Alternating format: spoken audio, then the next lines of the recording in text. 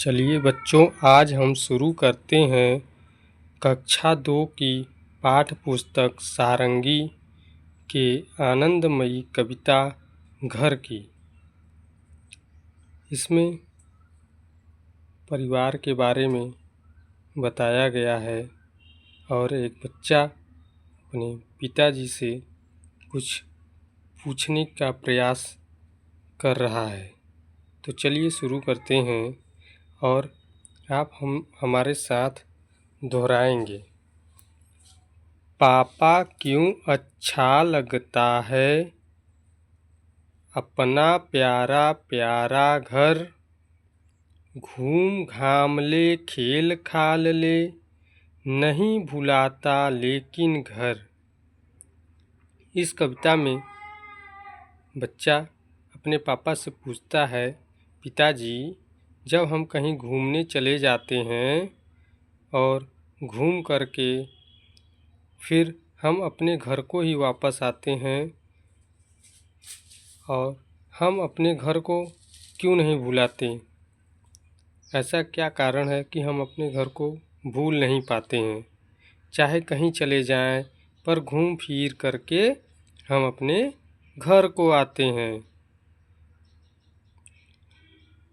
अगली पंक्ति, नहीं आपको लगता पापा है माँ की गोदी सा घर, प्यारी प्यारी ममता वाला सुंदर सुंदर न्यारा घर। अगली पंक्ति में बच्चा अपने पापा से पूछता है, पिताजी क्या आपको ऐसा नहीं लगता कि हमारा जो घर है वो माँ की गोदी की तरह है? जैसे माँ अपने बेटे को ममता दिखाती है, उसी प्रकार घर भी हमको ममता दिखाता है। हम कहीं से जब आते हैं थक करके तो अपने घर में सुकून पाते हैं और यह ममता वाला घर हमारा कितना सुंदर है। अगली पंक्ति में हम पढ़ते हैं, थक कर जब वापस आते हैं कैसे बिछ बिछ जाता घर। पापा जब हम थक करके कहीं से वापस आते हैं या आप जब काम करके घर को वापस आते हैं तो कैसे बिछ बिछ जाता घर, यानी हम आ करके अपने घर में लेट जाते हैं और खिला पिला आराम दिलाकर, यानी हमारे घर में जो भी कुछ है उसे खा पी करके हमको कितना आनंद आता है और आराम मिलता है, नई ताजगी देता घर। और जब हम बिस्तर पर पड़ जाते हैं थक करके और बिस्तर पर पड़ने के बाद जब हमारी नींद खुलती है तब एक नए ताजगी के साथ हम उठते हैं और अपने दिनचर्या में लग जाते हैं, यानी हमारा घर हमें नई ताजगी देता है, हमारी कितना ख्याल रखता है ना पापा?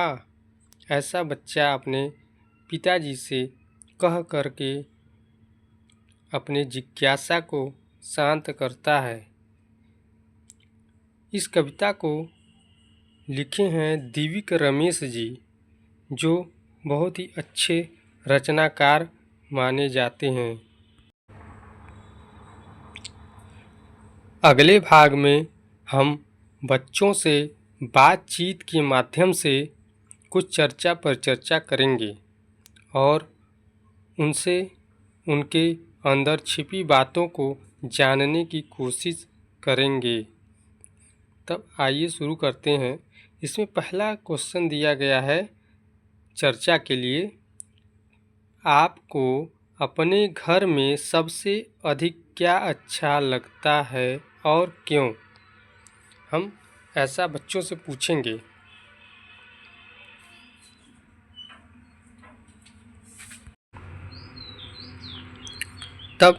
आपको बच्चा बताएगा कि हमको अपने घर में सबसे अधिक जो है माँ अच्छी लगती है।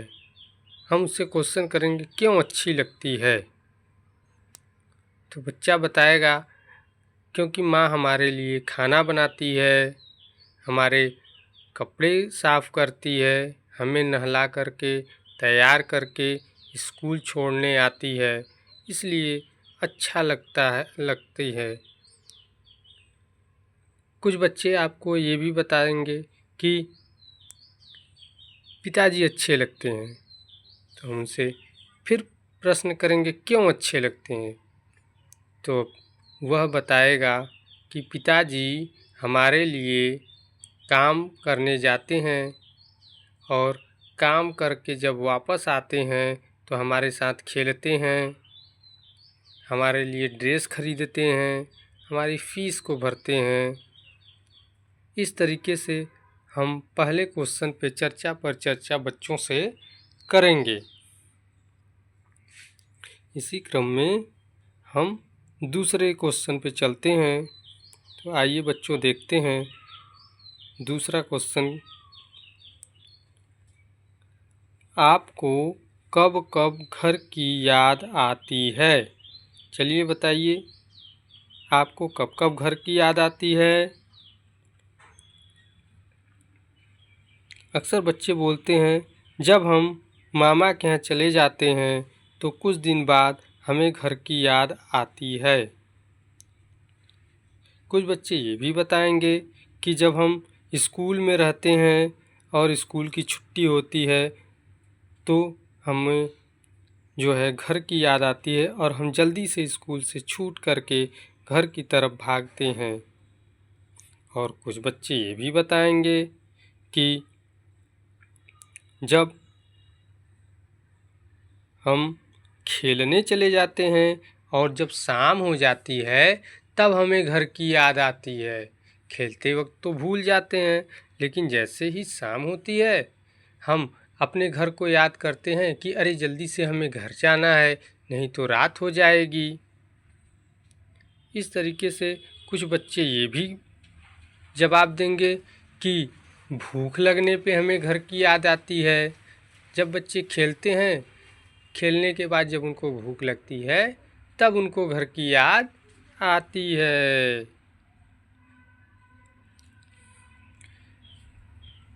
इसी तरीके से हम चलते हैं बच्चों तीसरे क्वेश्चन पे। तीसरे क्वेश्चन में कहा गया है घर को माँ की गोदी सा क्यों कहा गया है? ऐसा प्रश्न हम बच्चों से करेंगे और उनसे बातचीत करेंगे। माँ की गोदी सा क्यों कहा गया है घर को? ऐसा प्रश्न आने पर बच्चे शांत हो जाएंगे या कुछ बच्चे कुछ अपनी भाषा में सुनाएंगे, तो उनको हम सुनेंगे, उसके बाद उनको समझाएंगे कि घर को माँ की गोदी सा क्यों कहा गया है। तो चलिए बच्चों समझते हैं।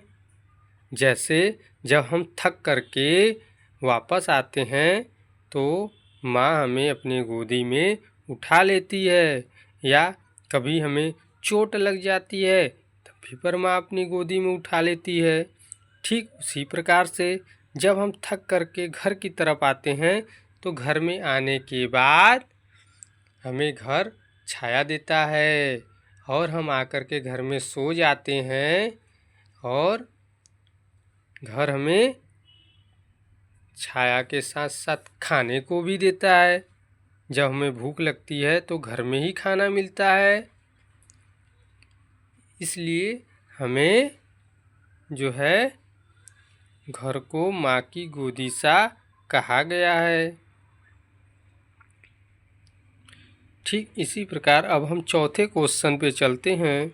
चौथा प्रश्न क्या है, आइए देखते हैं बच्चों। कोई ऐसी घटना सुनाइए जब पूरे परिवार ने साथ मिलकर घर का कोई काम किया हो। हम बच्चों से प्रश्न पूछेंगे, बच्चों बताइए, कोई ऐसा काम बताइए या घर में कोई ऐसा काम आया है कभी कि सभी लोग उस काम को मिल करके किए हों। हाँ, शाबाश बच्चों, शादी में। हाँ हाँ, जब शादी पड़ती है तो सभी लोग मिल करके काम करते हैं। अरे शाबाश राजू, शाबाश। जब खेतों में काम करना होता है तब सभी लोग मिलजुल कर काम करते हैं। ठीक इसी प्रकार सभी बच्चे बारी बारी से बताएंगे अपने परिवार में और घर में ऐसे कौन कौन से काम हैं। चलिए इस पाठ का अगला कड़ी खोजे जाने, इसमें बच्चों द्वारा कार्य कराया जाएगा। सभी बच्चे इस कार्य को करेंगे। तो आइए बच्चों देखते हैं कैसे इसको करना है। पहला है घर कविता अपने परिवार के किसी सदस्य को सुनाइए। यानी इस कविता को हमको अपने परिवार में सुनाना है। घर या परिवार पर इनसे कोई अन्य कविता या कहानी सुनने के लिए कहिए। ये जो घर कविता है इससे मिलता जुलता आप एक कहानी बनाइए या कविता बनाइए और उसको सुनाइए। सारे बच्चे इसको करके आएंगे और अपने कॉपी में भी लिख के लेके आएंगे। कल मैं सुनूंगा, ठीक है। हाँ, चलिए अगला क्वेश्चन क्या है देखते हैं। दूसरा, अपने परिवार के लोगों से बात करके पता कीजिए और लिखिए। हाँ, इसमें दो कॉलम बने हुए हैं। एक तरफ लिखा हुआ है परिवार के लोग और दूसरी तरफ लिखा हुआ है आप किस नाम से बुलाते हैं उनको। तो देखते हैं, परिवार के लोग में लिखा हुआ है आपकी माँ की बहन। अरे बड़े मज़ेदार क्वेश्चन है भाई। आप लोग चलिए फटाफट बताइए और इसको लिखिए। आपकी माँ की बहन को क्या कहते हैं? अरे शाबाश शाबाश अंकित। हाँ, आपकी माँ की बहन को मौसी बोलते हैं। तब हम अगला, आपकी माँ के भाई को क्या कहते हैं? सोनू बताएगा। हाँ, आपकी माँ के भाई को क्या कहते हैं? बताओ सोनू। अरे शाबाश मामा जी। हाँ, आपकी माँ के भाई को मामा जी कहते हैं। अब अगला क्वेश्चन होगा सीमा से। तो अगला क्वेश्चन है, बताना सीमा, आपके पिताजी की बहन यानी पापा के बहन को क्या कहेंगे? ओ, नहीं पता है? चलो मैं बता देता हूँ। आपके पिताजी की बहन को बुआ कहते हैं। अब याद रखना। हाँ, अगला क्वेश्चन है, आपके पिताजी के भाई को क्या कहते हैं? अंकिता बताएगी। शाबाश शाबाश अंकिता, आपके पिताजी के भाई को क्या कहते हैं? चाचा जी। हाँ हाँ हाँ, चाचा बोलते हैं। शाबाश, आप लोगों ने तो बहुत अच्छा जवाब दिया, इसके लिए धन्यवाद। इसी तरीके से इस पाठ को दोहराएंगे और बार बार इसको देखेंगे। और अच्छा लगेगा तो इसको लाइक और सब्सक्राइब कर देंगे। ये आपके लिए बहुत ही उपयोगी वीडियो साबित होगी। इसका अभ्यास करते रहेंगे जिससे हमें यह पाठ अच्छे से याद हो जाएगा। बहुत अच्छी पाठ है ये। धन्यवाद, थैंक यू, बाय बाय। फिर मिलेंगे नेक्स्ट वीडियो में।